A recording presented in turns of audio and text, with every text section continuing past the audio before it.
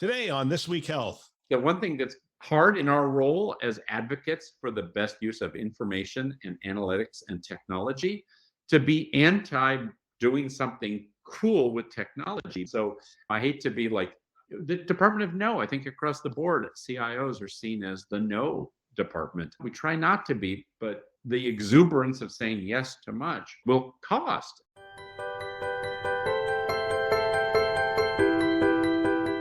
Welcome to Town Hall, a show hosted by leaders on the front lines with interviews of people making things happen in healthcare with technology. My name is Bill Russell, the creator of This Week Health, a set of channels dedicated to keeping health IT staff current and engaged. For 5 years, we've been making podcasts that amplify great thinking to propel healthcare forward. We want to thank our show partners, Meditech and Transcarent, for investing in our mission to develop the next generation of health leaders. Now, on to our show. Welcome to the This Week Health Town Hall conversation. I'm Reid Stephan, VP and CIO at St. Luke's Health System in Boise, Idaho. And I'm joined today by my friend, John Kenagy, who is the Senior Vice President and the Chief Information and Administrative Officer at Legacy Health. John, welcome and thanks for the time. Reid, thanks so much. Okay, question one. Just take a minute and introduce Legacy Health for our listeners, who you are, where you are, the scope of your services. Yeah, thanks. I love starting with that. I'm so proud of working at Legacy Health. It's a wonderful place. We're in Portland, Oregon, headquartered in Portland, Oregon. And our mission is to be essential to the health of the region. So our region comes from sort of Southwest Washington, the Vancouver area, down to the Willamette Valley. And we have 8 hospitals, 2 urban hospitals in downtown Portland, 4 suburban hospitals around the area, and 2 specialty hospitals, a children's hospital and a behavioral health hospital.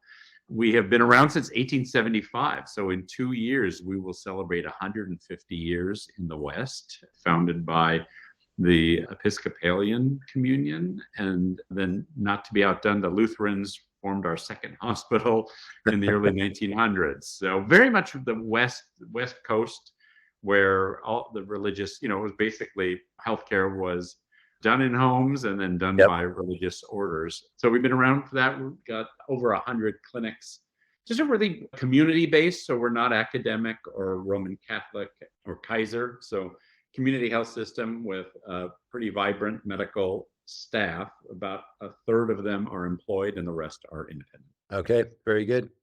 I also love to ask, I think a part of these conversations is to create a sense of community and get to know each other, even if it's virtual and asynchronous.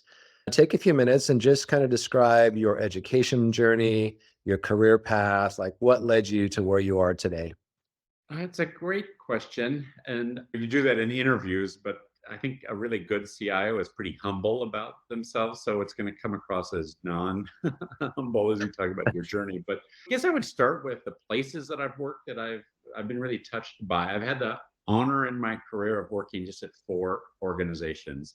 The Department of Veterans Affairs, where I started as a PC tech in 1987.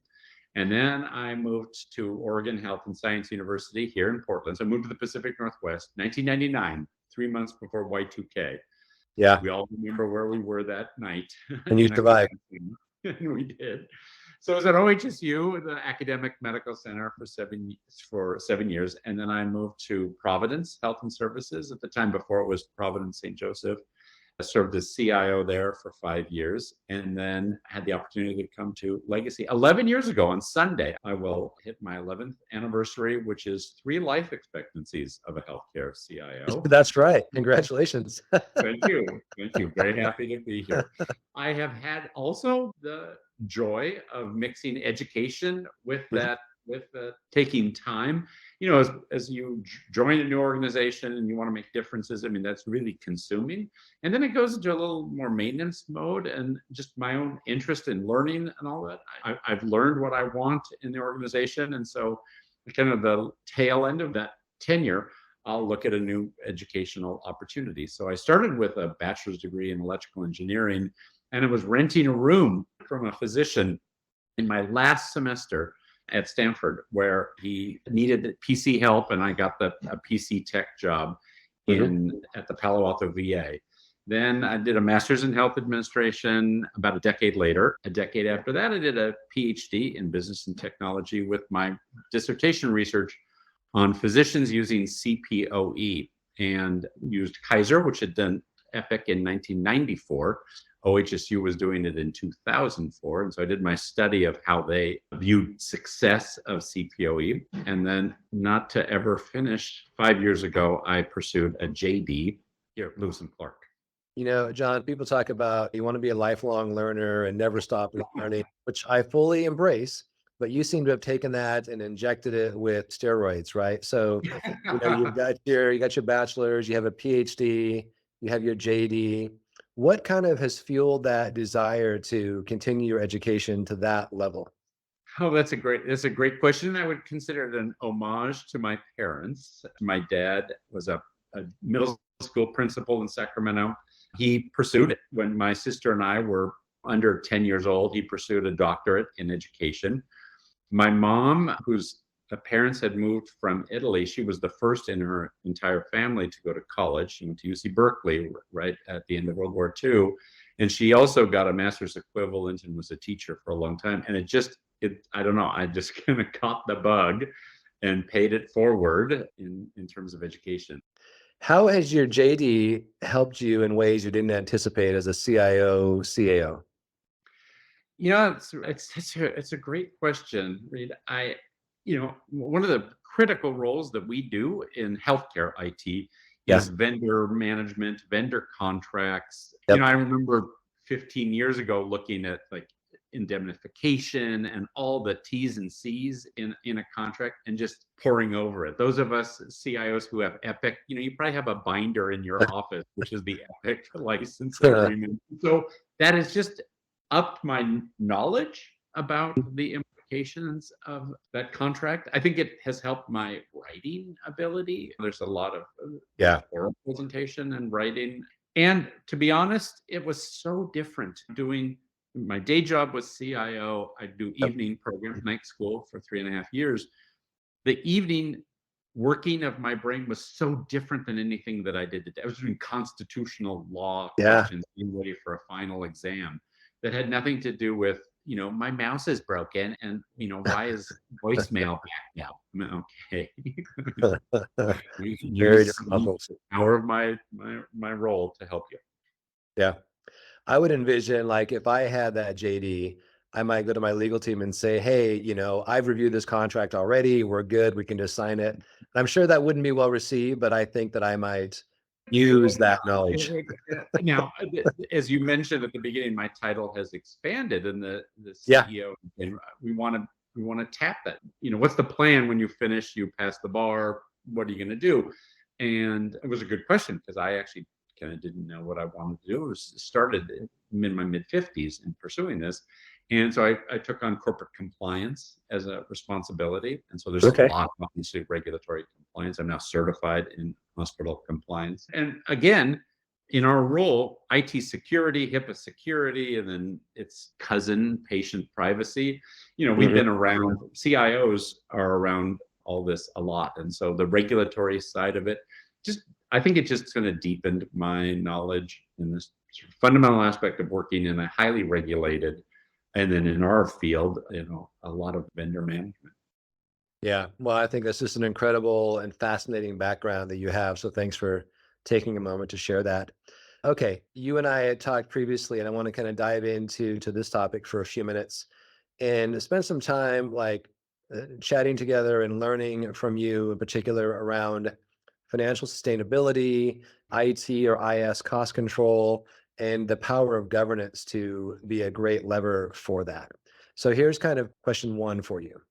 Yeah. I think as CIOs, we've all had the experience when you're either benchmarking or you're showing like year over year, like what does your budget look like in total as a percent of revenue? And in your organization, there's going to be just a slow kind of incremental increase in that generally, which can be kind of jarring. Like if you just look at what your IT budget is today versus 5 years ago and just take it at face value, that can cause kind of a visceral reaction by the CFO or by others. What are ways that you found to kind of help tell that story and make sure that it's an apples to apples comparison in terms of cost? It's such a hard story to tell. And frankly, some of it's like, I just want it to be cheaper. So I don't want this dialogue to be rationalizing why it costs this much. Why does IT cost so much and we get so little? I'm like, well, it's really complicated. You look at the data, and one of the elements I did in this last go round of many, I've been a CIO for 26 years, I've been in healthcare IT for 34, was showing the trend line both of FTE but also costs, but then putting them in modern dollars. So if you just use inflationary from our 2016 costs to 2023, there's been an increase in that. But if you just basically, what was the dollar worth and just the inflationary impact of that, we're fairly flat. So yes, on an actual dollar, you look over time at trends, the numbers get bigger. That's kind of how inflation works. The cost of living works. And of course, as you know, we're working with vendors, and a really well negotiated contract says basically, I want this at no additional cost, this annual fee for a 3-year contract, and I want no inflation in the contract, so leave it flat. Well, then the contract, it has to be renewed, and they do a 10%. They get their money. Yeah. The piper has to be paid.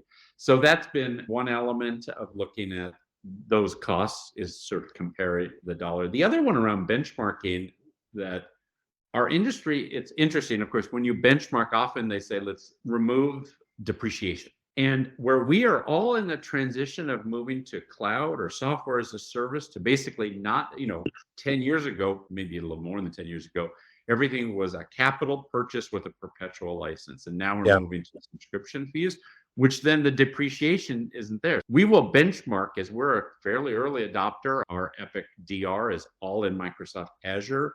Cache is a subscription. Citrix is a subscription. So if you normalize to take out depreciation, which I understand the logic of it financially, it makes us look more expensive. Yeah.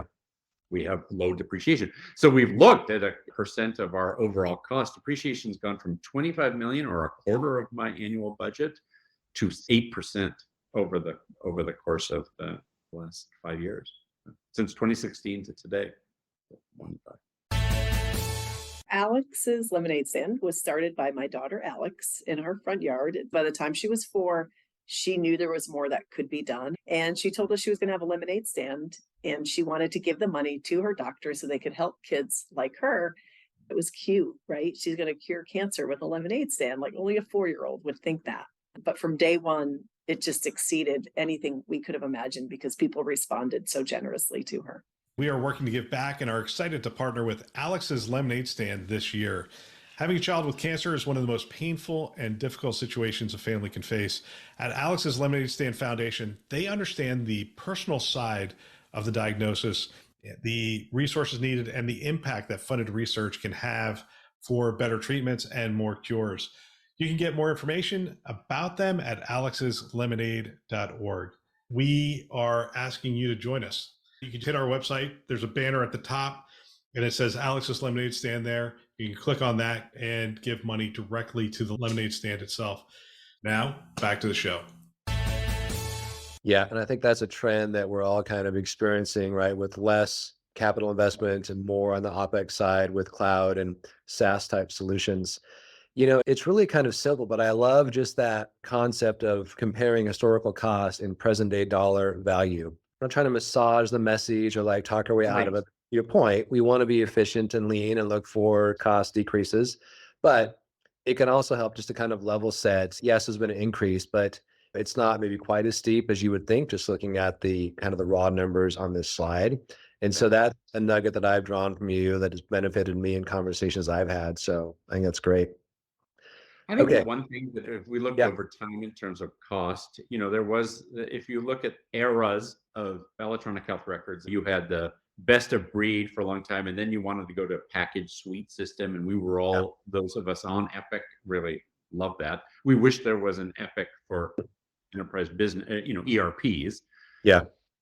But the market is very creative, and marketing is very creative. So while we don't have now big core transactional systems that are best of breed, all the cloud-based machine learning. It's like, well, we work with Epic. And so the bolt-ons have not reduced. I kind of thought that once you did a suite of systems, you'd be able to say, okay, well, we're going to use the one that we put an investment in 10 years ago and use their software. But the creativity and marketing creativity about you need this or you'll all die.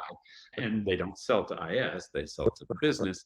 I think the one thing that's hard in our role as advocates for the best use of information and analytics and technology to be anti doing something cool with technology, but at the same time, there's a cost. And if there's a benefit, that's great, but the benefit accrues to the business or that department, and the cost comes to IT.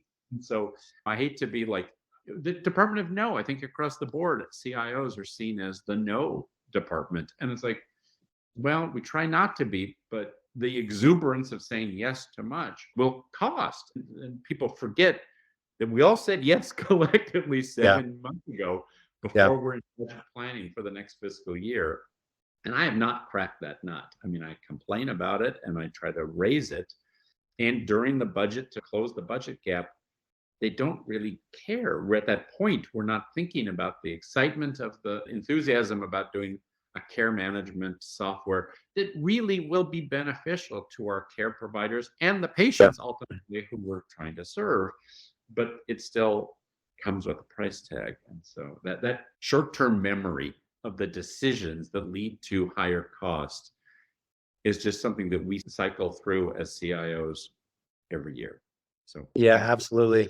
And I would say, like you said, you haven't cracked it. Like maybe you haven't opened that nut, but I think based on conversations we've had, like there's a couple of cracks. And so maybe our last kind of point here, and it's adjacent to what you're just saying. So there's never a shortage of new ideas, new requests that come in, and they're all seemingly like really good. It's rare that something comes in that just is like bad and it's immediate no. Like they all have merit. They're all well-intentioned. Talking about governance, what have you found that helps to kind of create the right lens for a good discussion about prioritization so that you can understand, look, we have finite resources and therefore we have capacity to do this. How have you navigated the conversation to ensure that you're doing the right thing at the right time? I am proud to say, and I will give a lot of kudos to the vice president of IS Applications who works at Legacy, Miley Bonet, who should be a CIO. She's phenomenal. She's a strong advocate for governance, obviously the application side of the house, collaborating with the CTO, who are both really amazing. We have finally disbanded IS governance as a separate governance function, and our senior vice president, CEO, and her direct reports, we are the governance function. That's one thing. The second thing is when a VP or director or a hospital president or chief nurse officer wants to promote something, the person who presents it to their peers is the senior vice president themselves, not IT, not the hospital president or CNO. The SVP has to say, this is what the thing is. This is why I want to do it. What t-shirts at that point, we haven't even really done a contract or whatever. The t-shirt size, how big this is. And we only do for large, not like, a small change to Epic. That's not the, but a big thing like $500,000 or more comes to this group, and it's SVP during its regular, we meet weekly, twice a week. And on the operations meeting, the Monday meeting, once a month, it is brought forward and we do up or down. And recently we had a bolt-on for OR efficiencies. And there was a lot of dialogue. It would have been over $1 million a year, probably with a good benefit. But then there was also a module in Epic that could maybe meet 85, maybe even 100, but a minimum 85%. And the group said, let's at least start with the Epic module. And if it doesn't, we could always, the vendor will always be there to take our check for $1 million. Why don't we start with something internal and then move to it? And it's been effective. Now we're in, like, this is March. We're going to have our third meeting this month. But the SVPs, owning that they present, I love that. It's there. It's not a separate governance function. It's right there at the table. So I hope that sustains beyond just the emergency financial that we're all facing. Because because I do think it's powerful to have that conversation, peer to peer, not me. Yep. Yeah. Because it should be what's the business or clinical driver, right? Not this is an IT need. And I think you're right. Like for me, it'll be we're going to learn a lot during this period. And it's not even a moment. Like this is more, it's not a season, it's more like climate change. So how can we instill these Totally. learnings? It's not just a temporary measure. This is the way we need to operate. So Yeah. last question, and then we can wrap up. I'm just curious then, you've had 2 of these meetings, one more coming up. What's the percentage of ideas that have had a yes, go forward versus like, nope, not right now, or let's use what we already have? Do you have any sense of the breakdown? Third. So we've gone through about 7 of these larger projects, and a Yep. third that really has a good ROI. We're ready for it. The IS department, the operations are ready for it. And so, it was ready. A third was defer. Interesting idea, not now, not affordable, not the ROI isn't fast enough for what we want to do. And so we got to get the faster ROI things to then have a margin to be able to then invest in the future. And then a third were like this OR one. We're going to do the best we can with the tools that we have available now and work with our current vendors rather than do a bolt on. And so I'm proud of that. I mean, that's a Yeah, you should. good model. So- and then, like you said, everything that comes to that level is pretty well vetted. Yeah. And so there's each investment on its own would make a difference, would have a positive thing. It's just Yeah. we can't do all of them at once, and we can't do many of them now with the constraints of the length of stay issues and all the other, cost inflation, energy. Healthcare is such an energy intensive. So when energy is 20% inflation, it Mhm. hurts. Yeah, exactly. Well, I think, John, you've given us hope. Like it's possible to have good ideas come in and to say, you know what, we're going to accept 80% is good enough for what we need, or it's a good Yeah. idea, but we're going to say, no, not right now. Like that is possible. You're proof of Yeah. it. So thank you. You're very welcome. Great to Okay. visit with you. Yeah, I appreciate Yeah. your time. And thank you so much for what you've shared. You're very welcome. Thanks for the opportunity. It's You such got a it. great group. Yep, it is. It is a great community to be a part of. Have a great day. Thank you too.